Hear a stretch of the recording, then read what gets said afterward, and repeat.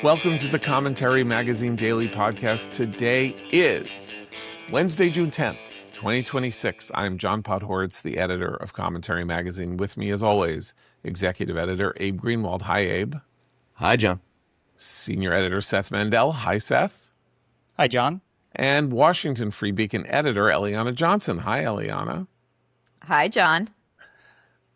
Seth, I just want to lay out the last 14 hours, or 24 hours. So the Iranians attack an Apache helicopter, whose crew undergoes a miraculous rescue by a very newfangled high-tech piece of equipment that helps rescue them. The president says it's no big deal. Then later in the day, he says it is a big deal. Then he strikes back at various sites in Iran, but the administration wants it to be known that these attacks, this response is proportionate. It's proportionate, and therefore, in theory, because it's a proportionate response to a single action, implicitly the ceasefire is holding, even though we had direct exchange of blowing things up and out of the sky. Then the president starts tweeting out on Truth Social a scene from The West Wing in which somebody starts screaming about how proportionality in war is stupid and that this is not, what you need to do is hit your enemy back 10 times harder. Trump does that. Then he tells Trey Yingst of Fox that he's just about had enough, and the Iranians, it's too late, and he's now going to go for their jugular. So I feel like I'm living inside the brain of a severely bipolar person. And if it's like Up, if it were like the movie Up or something, we're Inside Out, where you see the emotions of this person inside, it would be like being on one of those loop-de-loop roller coasters that I'm too afraid of, on which you can never get off. And it just keeps going, and then it goes backwards, and then it goes sideways, and then you fly off the track, but then you get back on the track. I don't know. We have 2.5 more years of this presidency. I honestly don't know if I can take it. I don't know. I help. It reminds me of something you said, actually, to me when the administration started in 2016, and we had that first insane 2 months because of what happened over the transition. And you were like, it can't go on for 4 years this way, simply because the human heart isn't constructed to handle 4 years of this, and that it's therefore not physically possible. It's not humanly possible for him to do this for 4 years. And that was exactly 10 years ago. So almost actually 9.5 years ago. Yeah, I mean, the thing is, I feel like what happened yesterday is very much in my wheelhouse, because I too inappropriately quote The West Wing when I shouldn't. This is a problem. I've been very good about it. I worked for The West Wing, and I never quote The West Wing. Anyway, I spent a year as a consultant on The West Wing, and you won't hear me quoting The West Wing. Quoting The West Wing is it's like biting one's nails. You work on getting rid of the habit. And posting clips of these West Wing shows is something that I've been very good about not doing for a while. But I understand sometimes late at night, just a clip from The West Wing feels like it's the only thing that will do. The more serious point is that that CENTCOM saying these were proportional responses. You don't say something is proportional, right? The problem there, and I mean this in all seriousness, the problem there is reading stage direction for the other guy, right? Like, now you don't shoot back, right? That's what this was all about. And you're not supposed to read that kind of stage direction in public, but you're also not supposed to sound pleading. It sounded pleading. Okay, you did that. We did that. Can we stop now? And I think the American military has to refrain from sounding pleading. It's one thing for diplomats to sound that way. I don't love it. I don't love when the president sounds that way in negotiations, but I really think there's just no place for it at CENTCOM at all during a war. But the other thing is that, and this is not a pedantic thing, is that that's not actually what proportionate. I know he said proportional, but the concept of proportionate, it's not what proportionate means. And it actually is important because proportionality in war is about the amount of force that you use to go after what is understood to be a legitimate military target. It's either a legitimate target or it's not. If it's a legitimate target, then don't use the bazooka to kill the mosquito, as the fortune cookies you used to say when we were kids in every Chinese restaurant. And that's really what it's about. It's not about arranging a dance where we know each other's steps and we can sort of guide each other around the ballroom. And that's the feeling you get watching this, the feeling of something that feels staged, that doesn't feel like their heart is in it, and all that. So I think just the whole thing in this particular case, weirdly, Trump was right, at least in spirit, to not approve of the use of the term proportional in that kind of statement from CENTCOM. He's the commander in chief, and whatever. So I'm not saying, you should post clips of the West Wing to make that point, but I do think the president is hearing people in the public for the past week say he looks weak. And he's responding to that. And that's why you got his latest comments saying, I don't know what's taking them so long, but I'm running out of patience. It might be time to blow them up. That's what you're hearing is the president is, however insulated he can be at times, he knows public sentiment, and he knows that public sentiment has shifted on this war from not just from, I hope it ends soon because I don't like war, but to Trump really kind of seems to be bossed around a lot lately, and that's bad for America's image no matter what happens next. Look, so I listened to Up First from NPR this morning, and they had a report on the doings of the last 24 hours, and it has now become axiomatic. These are liberal reporters, right? This is a NPR liberal station, basically.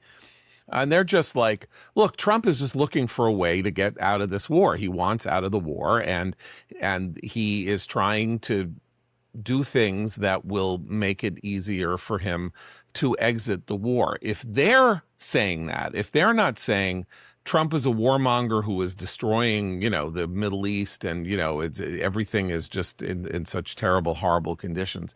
If they are now taking it as simply a given that Trump is desperately trying to find some way to, onesie out of the war, he's got real problems because hawks already have already climbed on this bandwagon. Like, what the hell are you doing? Why are you attacking the Israelis? Why are you telling the Israelis to stop attacking Hezbollah? Why are you doing Iran's work for Iran and helping Iran save Hezbollah from the Israelis who are trying to get Hezbollah to stop firing on the communities in the north of Israel?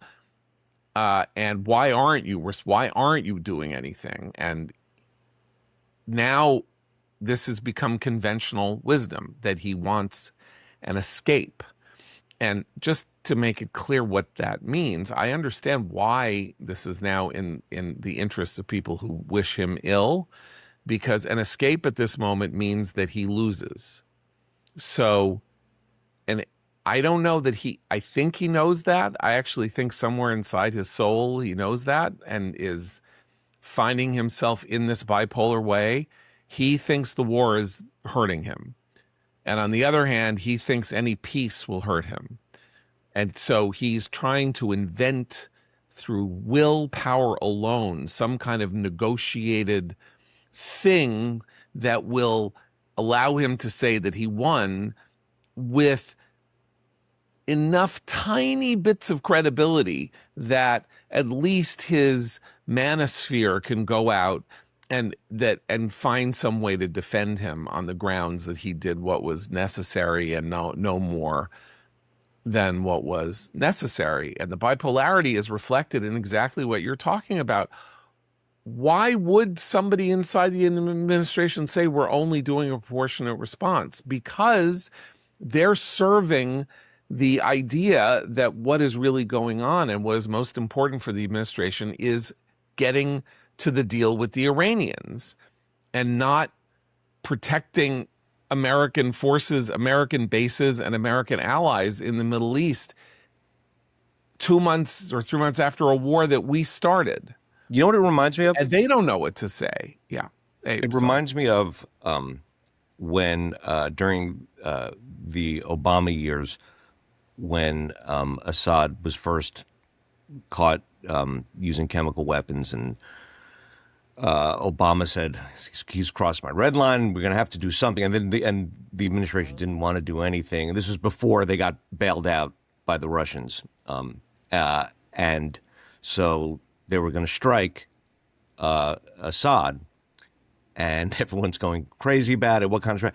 And they were so scared to be forward-leaning on this, to be aggressive, that at one point John Kerry in a press conference said, listen, we're talking about incredibly small strikes. That's right.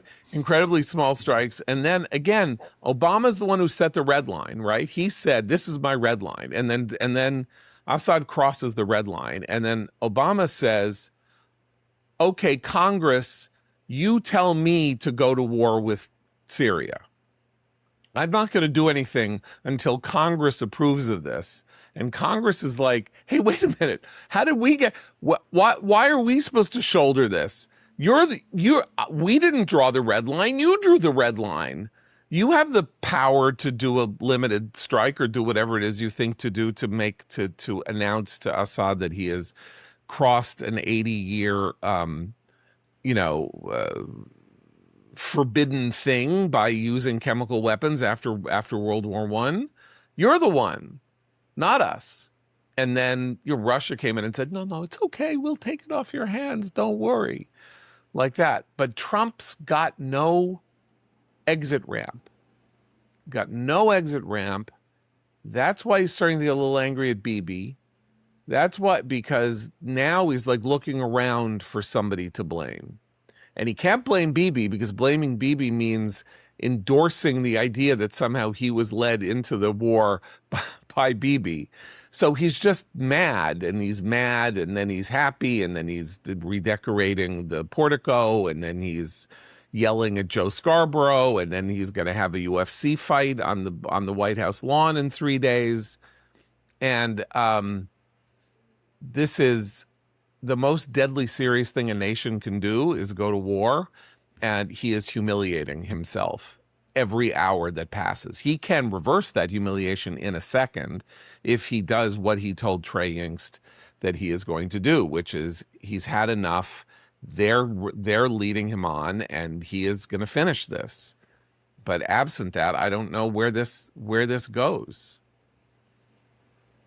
I mean, yeah, and he's also he's got you wonder how much of the communication is to people in his own administration or his supporters in a weird way. For example, we've long talked about the fact that if you work for Trump and you want to talk to him, you go on TV, right? That's the direct line to Trump. Even if you work for him, rather than going through some, I'm not going to file some interagency piece of paperwork, right? But you begin to wonder if there's something similar happening in reverse, which is Trump knows he has to hit back at an Iranian strike. They shot down one of our helicopters. We have to shoot back. You almost get the sense that he's saying that to the people at the American Conservative in these places, and he's like, don't freak out, okay? I'm just doing a proportional response. But with Trump, everything is public, and maybe the intended recipient of that message, at least in part, is the group of people that he doesn't want. He doesn't want to have a whole new round of Tucker and Megyn Kelly podcast episodes about this, and whatever the importance of that actually is. You get the sense that he might be trying to convince people on his own side to not jump down his throat every time he does something. I am glad that you went there, because I think it is time for us to talk about, and I say this seriously, the most jaw-dropping piece of inside the White House reporting. Wait, John, before we go there, can I just extend Seth's comment in one area, which is, what's been occurring to me is Trump clearly wants to wrap this up, but the strategy he's pursuing is not achieving that. What he's achieving is actually dragging this out indefinitely, because what Iran is doing is its proxy Hezbollah is attacking Israel. Iran is attacking us. We have, a hot ceasefire. And the result is a prolonging of this conflict at a low level that is going to extend indefinitely. And while Trump is saying we're on the verge of, a peace deal, the vice president is conceding that negotiations may extend for months, which is what Iran wants. Until the elections. Exactly. So this is going to stay top of the news, in the headlines, with skirmishes, with oil prices elevated and skirmishes taking place, attacks on our allies here, attacks on American forces there, the potential of a breakout into a much larger conflict looming over everything ad infinitum. And that, to me, is what argues for, if the president wants to cry uncle, just cry uncle if you want to get this over with, or much more preferable, let's do something big and end this. Right. Now, Jonathan Schanzer, because this is not a strategy that's achieving what he wants to achieve. So Jonathan Schanzer would say, were he here, that there is a third way, and the third way is in fact to let this extend out, keep Iran blockaded, and see Iran collapse and implode internally. But that will take until the elections or after. That is a long-term strategy to choke Iran without having to resort to military action. However, it gives Iran the freedom to do things like, if it gets an opportunity to shoot down an American aircraft, it will shoot down an American aircraft, and then we have to respond to it. We're not in charge of how and what conditions we are in kinetic action against Iran. Iran gets to pick that. We're choking them off, but we're not trying to engage them militarily. So their only recourse is to try to pick off targets of opportunity where they can humiliate us or inflict pain on us or injury on us. And we're just going to stand there and take it, or do the John Kerry, just a little bit of striking. And in the long run, that sort of, if you were thinking, oh my God, the Machiavellian genius here is that we will let Iran collapse on its own, and we don't even have to do anything except hold the line. Trump cannot hold any line. That this is who Trump is. He can't hold the line for an hour and a half. That's why I, analogize this to the roller coaster that you can never get off of. He has no capability to say, okay, what we're doing is it's going to take 6 months and we're going to probably go into a recession. And inflation today, they reported, is up 4.2. Is it an annualized rate of 4.2%? And gas prices are up, and people are mad at me, and all of that. But in the end, this is going to be the best victory we could ever have had. We lost no men. The country, our enemy imploded, and we have changed the world for the better. But that's not really who he is. And now who he is, or who he might be, is the subject of where I was going before, this jaw-dropping excerpt from a book by Maggie Haberman and Jonathan Swan about Trump's second term that appears today in the New York Times, is classified as a piece of the New York Times Magazine. And it's about the White House reaction and Justice Department reaction to the Epstein files. So for the first thing I want to ask is, I want to ask Eliana. People, a lot of people, if they hear me say the New York Times has done a great story, they're going to get mad because it's the New York Times and they hate the New York Times. And I hate the New York Times too. But I've known Maggie Haberman for 30 years. She is a really, really good reporter. She was a really good reporter when she was at the New York Post with me. I am unaware, except for her participation in some Russiagate stories in which she was not the lead reporter, of anything that she has done in her professional career that has been has been an embarrassing or very wrong-headed approach to a story. And there is the detail in this piece about how the administration decided it was going to respond to the Epstein files is so thick and so detailed and so clearly multi-sourced that I find it very hard to believe that there is anything here that isn't true. Maybe things are more shaded or flavored, but that isn't true. And I want to say that at the outset, because if you want to shut us off at this point, because nothing about Trump in the New York Times could possibly be true. It's not that I don't have sympathy for that opinion, but the proof of the pudding is in the eating, and this piece is right there for you to make up your own mind about. It's a really good piece, and I've known both Maggie and Jonathan Swan, who it's an excerpt from a forthcoming book they have. I've known both of them for over a decade. I consider them both friends. I think they're great reporters on the Trump beat. So if you want to turn us off again, right, go ahead now. But they're very good, very aggressive, very scrupulous reporters on this beat. Found the lib. Yeah. As a million people are screaming now on Twitter as they listen to this. So look. So for everyone who comments that I'm the Trump apologist on this podcast, remember I said that. There we go. It's true. Okay, so look, the overarching effect of this piece is to let you know, if you didn't know, that the administration's communication strategy at the very top and then filtering down to people who are making policy on extraordinarily sensitive and important things is focused on X and the manosphere.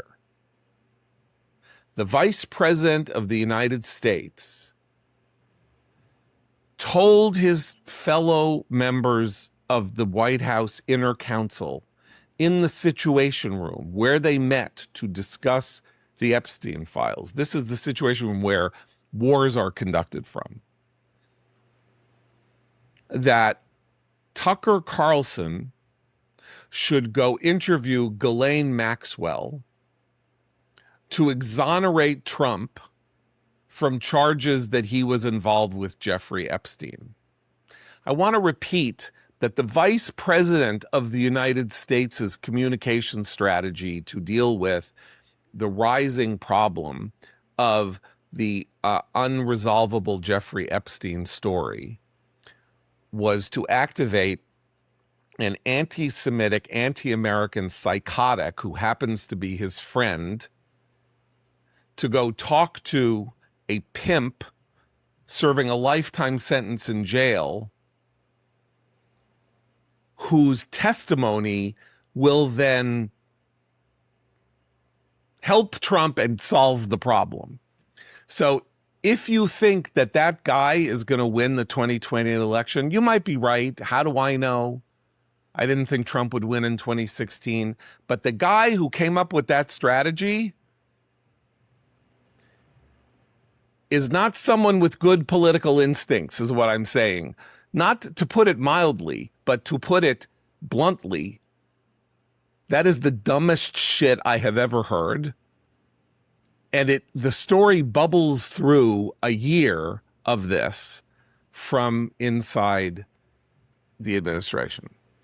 Well, you know what jumped out at me, John, there are a couple things in the story. Was one, the Epstein files was one of the first instances where the podcasters, starting with Candace Owens and Tucker Carlson, were crosswise with the administration and were the people fanning the conspiracy theory flames, and trying to gin up the MAGA base against the administration about this. And the administration really had them to blame for much of the conspiracy theorizing about this. So it's interesting, it struck me as an attempt, ham-handed attempt by the vice president to try to bring them back on side somehow. But what ended up actually bringing the MAGA base back on side in the Epstein files was, and this is what I think that Maggie and Jonathan, we might not see eye to eye on, because their story concludes with the publication of the Wall Street Journal story that Trump had written this birthday note to Epstein. And they say in everyone, 2003, yeah, they were all in a panic about it. It was a birthday note to Epstein, and I'm sure many of our listeners will remember, but it was sort of in the shape of a nude woman. And when I read that, and Trump has sued the Wall Street Journal over it, when I saw that story, I thought, this is what they got on Trump and Epstein? This is a total nothing burger. And that put Trump crosswise with the mainstream media. And that brought Trump, that reunited Trump with his MAGA base, because that is where he operates from comfort. So I thought it was interesting that the administration was panicked about that story, because really that was kind of what calmed everything again. And in fact, I think it was savvy that the administration, even though I don't agree with it, they argued they wanted to release everything. And that transparency was what exonerated Trump, because all of the facts, every fact that has come out about Epstein in those files has been exculpatory of Trump's relationship with him. But Trump that did journal not story, want that. was Trump helpful to him. Trump didn't want that. Trump didn't want it, but his Trump people did. So didn't want it. Didn't want it. So didn't want it. The story shows the debate that some of his advisors were saying, we should try to do this and have a judge block it. And that Congress is going to get there anyway. I think Vance understood that. Vance understood that Congress will get there anyway, and we should get this stuff out. But it has ultimately all been exculpatory of Trump. And where I part ways with Jonathan and Maggie is that I think the journal story helped Trump. Okay, well, Todd Blanche, now nominated to be Attorney General, seems to have been the only person in the room talking about strategy. I believe it was Todd Blanche, who is not an idiot, because you just alluded to this. He said, if we propose to release the entirety of the Epstein files, meaning raw 302 documents, those are interviews between the FBI and witnesses preparing material for a grand jury. Those are the most sacredly sealed documents in the United States, because they feature raw allegations of wrongdoing with no evidence and nothing. They are just an interview with somebody who says, I saw Goody Watson with the devil last night. And it has been axiomatic that those remain under seal forever, just as grand jury proceedings are under seal, because a grand jury decides whether or not a case rises to the level of indictment, at which point you still have the presumption of innocence for the person who is being accused, And at that point, evidence can be marshaled and maintained and argued with, and the other side gets a say. And Blanche, again, I think it was Blanche, said, we should advocate this because there can be court action, and then a judge will say, you cannot release these files. I refuse to permit this. You cannot release grand jury testimony. You cannot release 302 files. If you go down this path, our entire justice system will collapse. That was Machiavellian and smart. Look like you're being transparent. Say you want transparency. Get somebody else to be the guy who says, this isn't going to I'm not going to let you do this. And maybe, as he says, if we're lucky, we'll get a Democratic judge. And then we can say, well, we wanted to release the files, but this Democratic judge wouldn't allow it to happen. And therefore, we're trying to serve the purposes of the people who want the Epstein files released, but our hands are tied. We're so sorry. Our hands are tied. That is the only bit of strategy that I can see here that has made any sense. And if Eliana, if you're right that the files exonerated him, that was because they prevaricated and temporized and did all this until Congress passed the law that made the Epstein files, that mandated that the entirety of the 6 million pages be released. Not the White House, not the people in that room. This story, Vance actually says Congress is going to do this, so we should get ahead of them. And I actually think that was smart, because it was a bad look to have their hands forced by Congress. The other thing we should talk about is it says that David Warrington, the White House counsel, put forward a bunch of options without advocating for any of them, one of which was pardoning Ghislaine Maxwell, and then getting her to be like, Trump didn't do anything. And then Stephen Chung says, pardoning Maxwell, a trafficker of young girls, would create a huge PR problem in a bit of understatement. Yes. I also like how that process was real. That process was also one detail I liked in that discussion was when they had settled on the grand jury strategy. It was, okay, Susie Wiles, go to the president and talk to him about maybe posting on Truth Social that the court should release the grand jury testimony, which I thought was one thing that, part of the president is in everything, and everything the president says and thinks is public. And instead of there being there was this whole crisis team, but in the end it was whether the president was going to post something on the president's version of Twitter, which was interesting. And the other thing about it is that Vance's, Eliana raised Vance's his petitioning to get ahead of the story. But from this story, everybody in the room thought that meant that Vance believed the rumors. They say straight out, they came away thinking Vance was this major conspiracy theorist. And of course, this is something that plays to... Well, the story says Susie Wiles literally said to him, "You're a conspiracy theorist." So he wants to go to another... I think the story actually alludes to her later public claim to the Times that, JD... I'm sorry. That's right. Yeah. I apologize. Right. But so his solution is to go to the nation's foremost conspiracy theorist, to have that person be given access to the child trafficker pimp serving a life sentence to exonerate Trump. Which, by the way, he would have no reason to believe or know that that's how that conversation would go. Although we do know that Todd Blanche did interview Maxwell. She said, "I never saw anything with Trump." And then mysteriously, Maxwell was moved to a much nicer prison.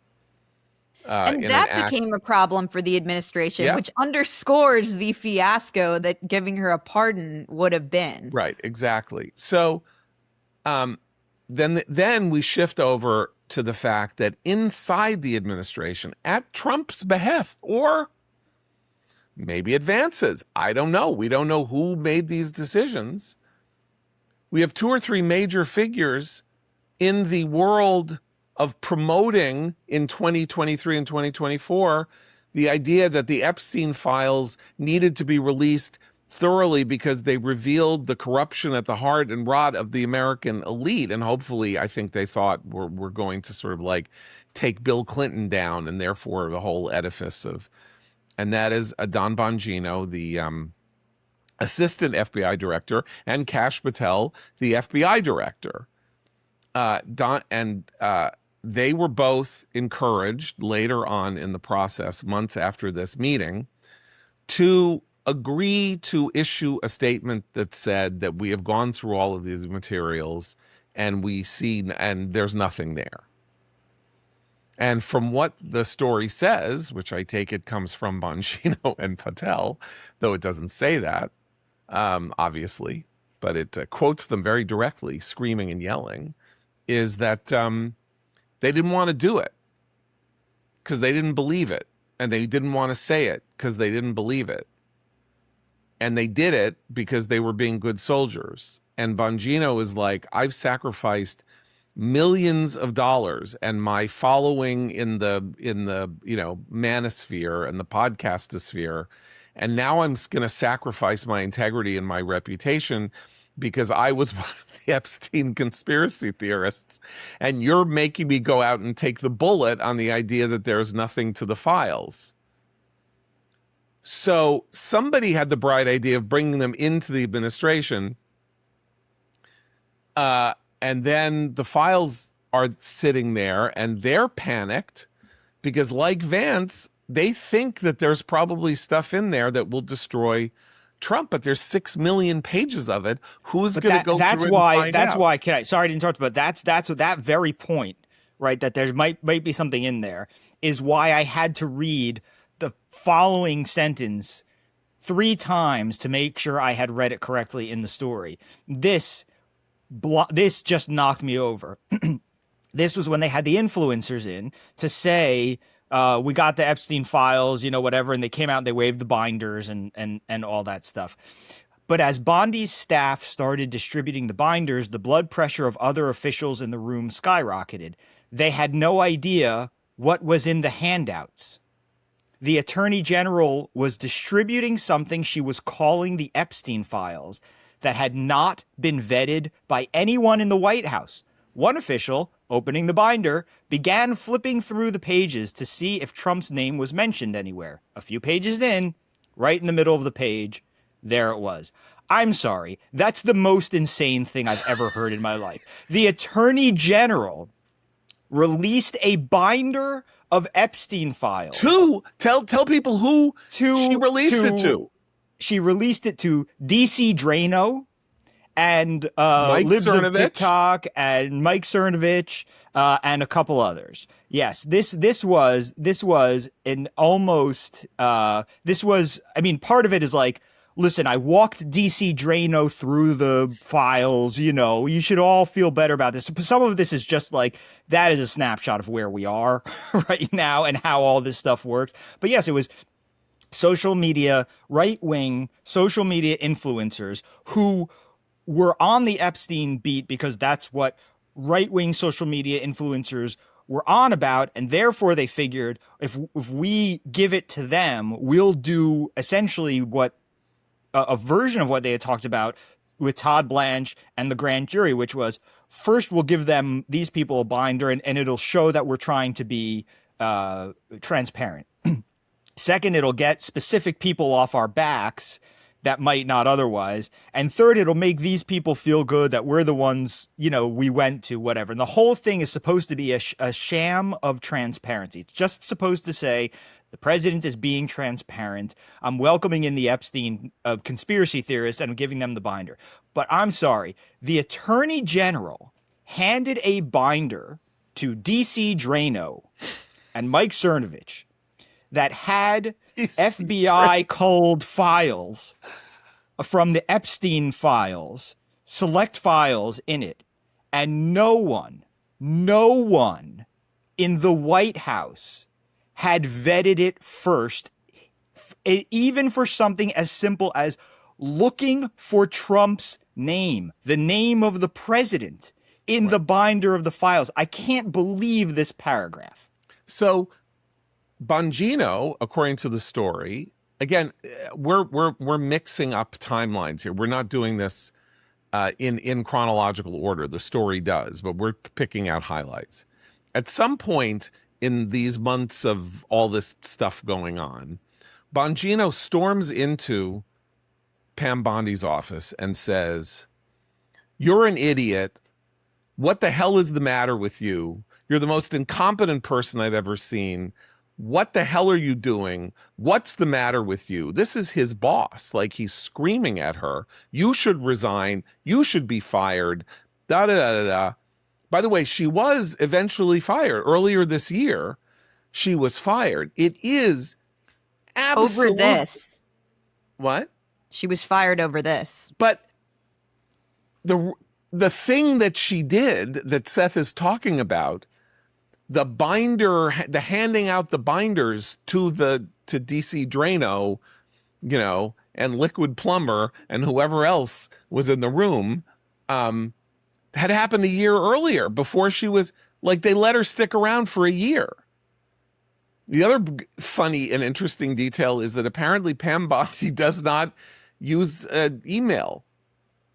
She doesn't read her email. So, like, there are conversations going on about everything that's going on in this, and which she's copied on, but they don't know what she knows or doesn't know, because mostly she doesn't read her email, because I don't know what she's, you know, she's getting her Botox done or something. And she does look amazing. Don't go there, John. She looks amazing. You know, us women of a certain age, we've got to take care of ourselves. I have no problem with it. Especially those working for the president. I have no problem with it. I actually don't, but I do think that the Attorney General of the United States should probably be reading her email about this story and about this incredibly important political story. And let's talk about the fallout from all of this months and months later, right? So Democrats see a target of opportunity. They were not like the people who were jumping on the Epstein file. That was the right-wing blogosphere during the last years of the Biden administration. But there's blood in the water, and Ro Khanna and others start saying, "Oh my God, like, this isn't going to be about Clinton. It's going to be about Trump, or we can make it about Trump, or whatever." And they jump on the bandwagon, Swalwell and Khanna and a couple of other people, and go absolutely nuts about it, creating the bipartisan consensus that leads Thomas Massey, that leads to the passage of the law that releases Marjorie all Taylor of this. Greene. Yes. Well, it's interesting that the Republicans who led this charge will not be in Congress. Right. January. But let's talk about why that's merited and justified, and not just because of Trump. Or because of, you know, that Trump, they got crosswise of Trump. These files are released, you know, and you can go to the page where they are and look things up and type in your name and see if your name is there, or whatever, somebody else's name is there. And reputations have been destroyed, and careers have been ended, and people have been humiliated. That we have no business knowing we're involved in any of this. It's not our business that Leon Botstein of Bard had a relationship with Epstein, or that Larry Summers had a relationship with Epstein, or that that woman from Goldman Sachs had a relationship. Kathy Rumler had a relationship. None of them is accused of a crime. None of them is accused of being involved in anything untoward. All that came out of this was... Well, they're accused of being involved in things that are untoward, but this is not the way. You know, these documents are not supposed to be public, and people's reputations have been ruined unfairly, unjustifiably. People have lost their jobs and livelihoods because of these things. And none of these people, and I think the Kavanaugh hearings taught us that people have to speak up for themselves. You know, Kavanaugh had a lot of women speak up for him, but it wasn't until he went before Congress and spoke up for himself. None of these individuals have spoken up and said, this is madness. Except for Alan Dershowitz. Alan Dershowitz is the only guy from the beginning of these files. Alan Dershowitz has said, you say this stuff about me and I am going to sue your ass, and I didn't do anything, and don't you accuse me of doing anything. And I believe him because of the absolute aggressiveness with which he has pursued this matter for 15 years. Now, the reason that I say they're accused of doing something untoward because they had some kind of relationship with Epstein, and simply having a relationship with Epstein is untoward. And I suppose you could make the claim, it's fair to make the claim, that a university president should not have an email relationship with a convicted sex offender, which is what Summers, and not that he was the university president then, but Botstein was, and others.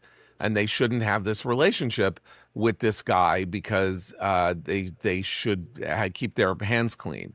But nobody's saying they did anything.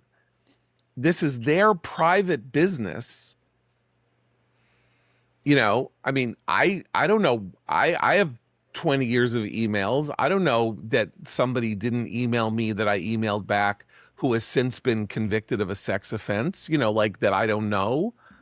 I mean, you could do this with this literally is a thing where you could do this with anybody, release private communications outside of any realm in which they are being considered for criminal prosecution or civil prosecution. The thing is, because the fundamental fact is that no one has found evidence of a sex ring blackmail operation here, that the Epstein obsessives had to go after you had to now get the next best thing, which was someone just talking to him or just corresponding with him. And of course, you know, some people were very sleazy about it. But that became the best thing you were going to get. Unless you're on the right, and then the Democrats use this to go after Trump. You know, it became their tool against Trump. All the right wingers who stuck with it, they went down the anti-Semitic route. He's a Mossad agent, blackmailing leaders for Israel, and so on. Because, of course, that's where conspiracy theories inevitably go, particularly if they involve somebody who is of Jewish origin, and that is a real thing. Now, look, there's no question that this was one of the sexiest news stories of our time. I take that as a given because, you know, there's a reporter named Tara Palmieri, was at Page Six, then she was at ABC News. She ended up starting her own podcast, news feed, whatever. And for a year, she has done nothing but Epstein. 3 times a week. You know, like it's only happening because it's paying off. Tara would be doing something else if the story wasn't earning her, you know, clicks and money. In the form of advertising on her podcast and on her YouTube. I take that just simply as one, you know, piece of data that this story is undying because people have an indefatigable interest in it, precisely because it's unresolvable, because the files don't have a smoking gun. If the files had a smoking gun, then the story would be, well, now we need to deal with the people who were doing in the sex ring. That there is no smoking gun means that there's a smoking gun and somebody destroyed it, or it's still there and they're hiding it, or what, and it will never die. And I just think that the hoisting of Don Bongino and Kash Patel on the petard of their own completely opportunistic use of this story to gin up the rage and anxiety and paranoid fears of their audience in 2020, only to have to come out and say there's no there in 2025 to serve their new master, is a consummation devoutly to have been wished. Like I couldn't wish it on anybody else more than I wished it on them, and I can't wish anything more on J.D. Vance than that he is trying.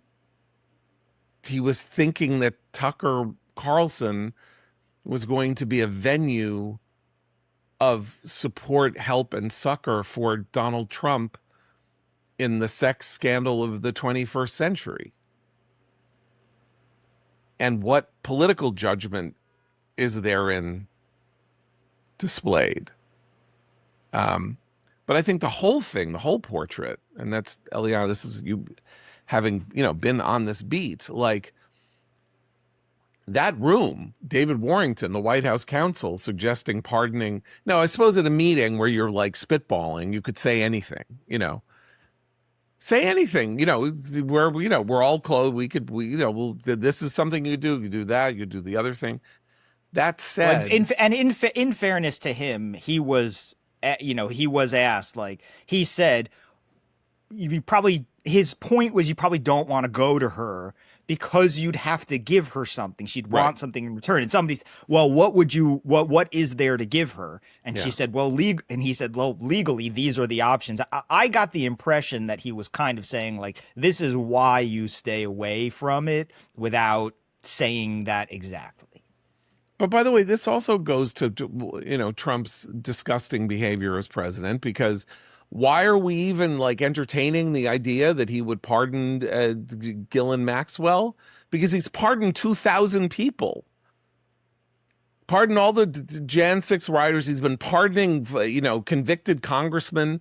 We don't even know why he's pardoning people. He pardoned George Santos. Like, he loves to pardon people. So why wouldn't he pardon Ghislaine Maxwell? This is a question that would never have been raised for any previous president ever.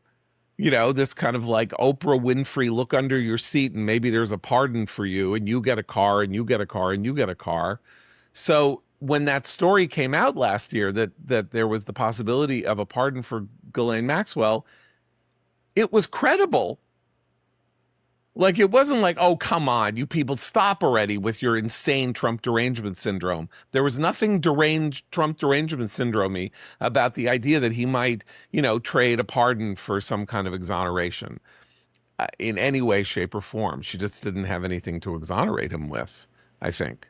But I just think it shows that I just want to add, John, to the pardon list. He pardoned the cocaine president of Honduras. Mm-hmm. I mean, just right. So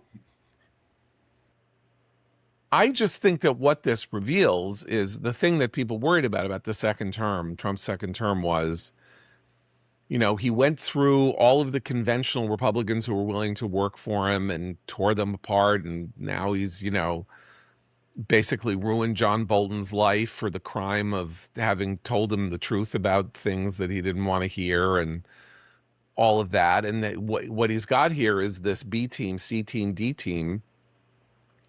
And this is what you get, is a year of panic about the Epstein files. And let me just ask you this. What if they hadn't? What if they hadn't engaged on the subject? It was that Pam Bondi and Kash Patel and Don Bongino had made promises before they went into the administration to their, well, particularly Patel and Bongino, to their podcast audiences that, this is the most important thing, and they were going to make sure that, they were going to do everything in their part to make sure that this stuff came out. Well, what if they basically said, you know what, I got more important fish to fry? But they didn't, because they were still all consumed with their reputations and what they would do when the administration was over. And they didn't want to get themselves crosswise of that audience. And they weren't, in fact, serving Trump's interest or let alone the national interest, let alone their oath to uphold the Constitution of the United States. So I just think it makes Trump look really bad that these are the people who are working for him, except maybe Susie Wiles, who once again, as is often the case in these stories, comes across as like a sane person standing in the middle of a giant, like in the middle of an insane asylum. There's also something else larger thematically here, and you can relate it to Iran even, what's going on that has about Trump and the Trump administration and Trump's way of thinking, which is that there's such a confusion of offense and defense with him at all times, going after people only to shift to winding up with a sort of attack on him that he's now got to defend, and the muddle of the whole Epstein saga is that this was his offensive move that ended up was a sort of another box for him to get out of ultimately. So do you feel like I'm being in what way am I being unjust to the cast of characters in this story? Because maybe I am. I'm painting with a very broad brush. No, I don't think you are at all. Okay. I mean, the only thing we can say is that the people who were on the outside pushing conspiracy theories and insisting there was something, and then were given a place of power in the administration, and therefore put in a position to know that there wasn't nearly what they said there was, and to say so was I think, an important teaching moment for the country, right?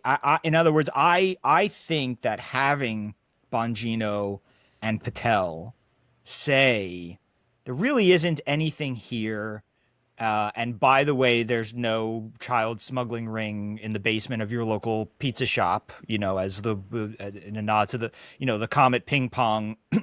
Whatever it was, this was the thing that had started the idea that, that there was this whole like elite sex trafficking and youth vampiricism, whatever you want to call it, thing, right? Having them stand up there and say like, well, this stuff isn't really going on, was good. And it was a reminder that you have that you can say anything. And I want people to understand that when you are outside the administration, if you are outside the knowledge circle and you are not under oath, you can say anything. And our politics is saturated by people saying absolutely anything and everything. And that the reaction I would hope this would cause would be the development of a healthy skepticism. I'm not holding my breath for it, obviously, but you asked for if there's one thing you can say about it positively, it is that this is what happens. It never happens that somebody gets into the administration and says, I found it. There actually was no moon landing. That never happens. Nobody gets into the administration and leaks a document that shows photos of aliens at Area 51. That never happens. The big conspiracy theories, they never happen.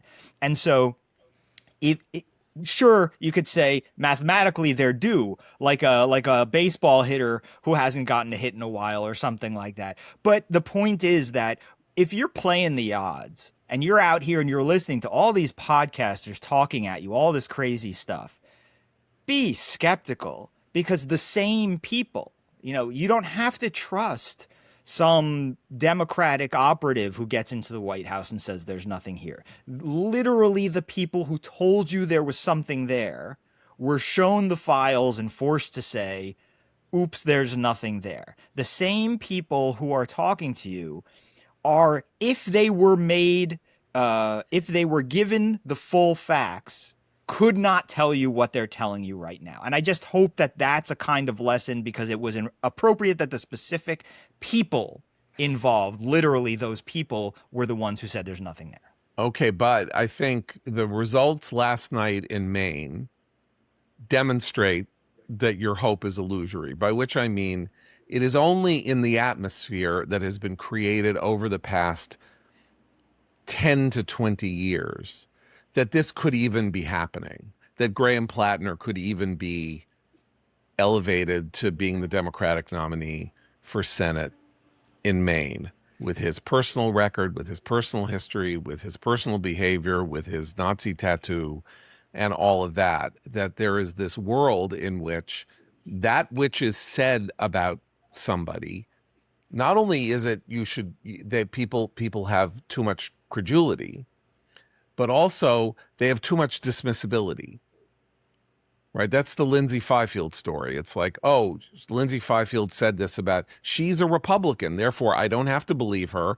And I not only do I not believe her, but with the release of the story about her, Graham Plattner, I'm going to raise $250,000 more the day that the story comes out than I raised the day before the story came out, because people are also totally willing to say, as long as the evidence or the testimony comes from somebody that I don't like or who doesn't have my ideological interests at heart, not only am I not going to believe them, but I'm going to double down on the guy who's on my side. Well, there's a Trumpian quality to him where he's drawing succor from the attacks, and where he's Teflon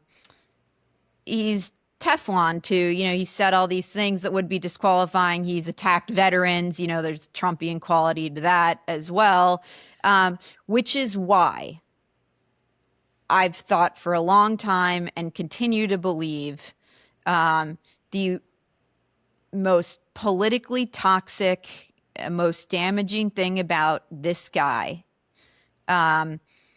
is that he is a phony. He is a complete phony. He is an effed up rich kid who was expelled from Hotchkiss in the 9th grade and has failed at everything he's ever tried, and his daddy bought him a house, and he is cosplaying a working class oyster farmer whose only client is his mommy. And that, I think, is something that lands in our current politics. It's really less that he said this or he said that or he was a bad boyfriend, and much more that he is not the man he pretends to be.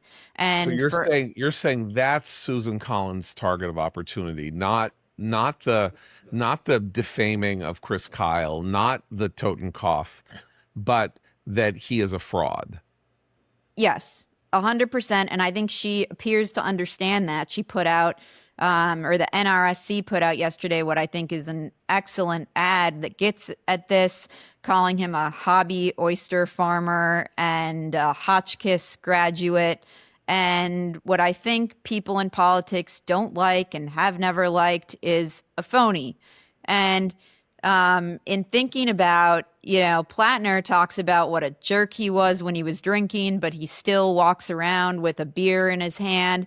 And it reminded me of the kind of scrutiny that Brett Kavanaugh got over, did you ever get blackout drunk? How many beers did you have? Do you like beer? And Pete Hegseth had to say he'll never have a drop of alcohol on his tongue. The Democrats were so concerned about this.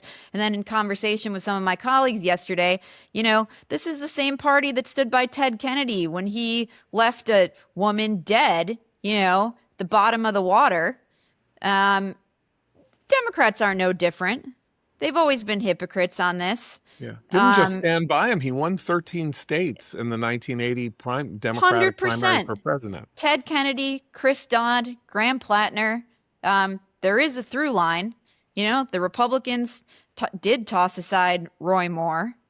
David Duke. There's a northeast son of privilege through line, as you mentioned. Also, 100%. Those same guys, right? Yeah.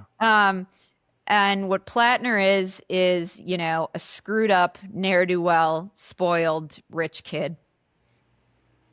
Anyway, he's Occupy Wall Street. Who has a real chance of winning this Senate race. Yeah. And without it, the Democrats cannot take the Senate. I think it would be foolish for Republicans to think he is too damaged to win. Right. Look, just to close on where we began, this is a very critical moment in 21st century history, and I don't want to be excessively melodramatic, but the president of the United States has been trying to balance his to 1 foot on peace and 1 foot on war, and the two boards that he's standing on in the water are starting to drift further and further and further apart, and he is trying desperately to maintain his balance on the two of them, and he has very little time left before he either jumps to one, that's Eliana's, if you're going to turn tail and run, do it now, or jumps back onto the one that says we're going to finish this off, because he's going to fall into the water, and there's no one to catch him. Because the Democrats hate him uniformly, and half of the Republicans, at least, who thought he did something brave and noble and important by going into this war are going to be crushingly disappointed by the result and find it very hard, while not turning to the Democratic Party, to view him with the same respect or hope or whatever, or amazement, however it is that they viewed him before, because he will have screwed the pooch in a pretty novel way, in a way that no one has done it before. Because in the end, if you want to analogize it to Syria and the Obama red line, in the end, Obama didn't fulfill his promise. And then the Russians took over, and then ISIS took over in half of Syria and Iraq. And then, we had to go and kill off ISIS in Iraq and Syria in 2014 and 2015. And the red line became a forever punchline. Obama could never escape. He can't escape the shadow of, if there's any one decision he can't escape the shadow of, right. It's that. Right. So Trump did it. He did it. He went to war. And now unilaterally, he is on the verge of losing the war. And it's all in his own head. The Iranians are not doing anything to convince anybody that they're going to beat us. He's beating himself. So, this week could be the week in which we get some real sense of what the direction of the next 25 years in terms of our foreign policy is going to be. And, right now there's reason not to be optimistic about the result, I think. And on that note, for Eliana, Seth, and Abe, I'm John Podhoretz. Keep the candle burning.